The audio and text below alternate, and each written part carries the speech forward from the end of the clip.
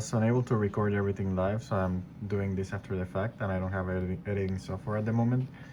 So I'll just be doing a video of the video. But this was my setup. My first setup was to move my robot using only encoder, so there's no proportional controller other than just counting the turn of the wheels and mapping that to the angle. That is essentially what I already had before from the previous assignment, added together with the forward movement. So what you're gonna see here is forward left turn, until it does the full track. And it was around 36 inches forward movement and then 16 inches after those turns.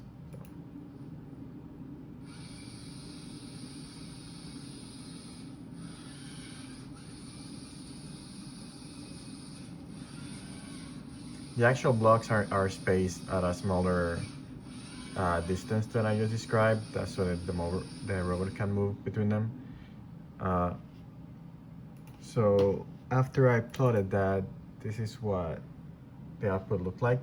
So the robot has a tendency to to steer to the right, like veer to the right, and also like do turns that are not quite 90 degrees. They're always shy. They're always like around somewhere in the high 80 degrees, which is why in the end it doesn't quite reach its original location. It kind of like is disconnected. So after that, I set up the IMU.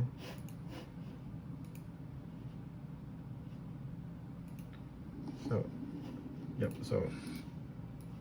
after I set it up with the IMU, I'm only using its jaw number. And then what I'm doing is I created a proportional controller for the forward movement. I created a proportional controller for the turning.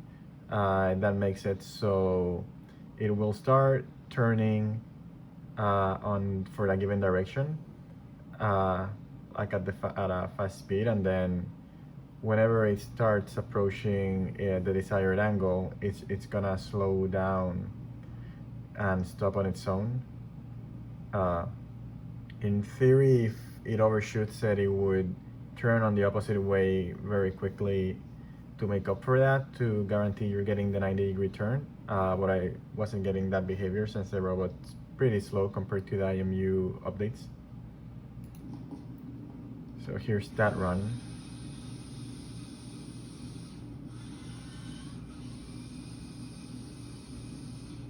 I was still observing a very slight amount of drift. I believe the reason for that is my IMU placement, which I am not considering on my code. I'm ignoring that for now. However, the amount of error is very small. As you can see in in the plotted path, you can actually see it. Like there is an error there, right? It's either veering a bit while it's moving forwards or while doing the turns. But I am pretty content with this for the moment, although I'll probably try and keep improving it because this is still not too consistent. Sometimes I get worse runs. Those were just my two better ones. And yeah, that's my current setup for now.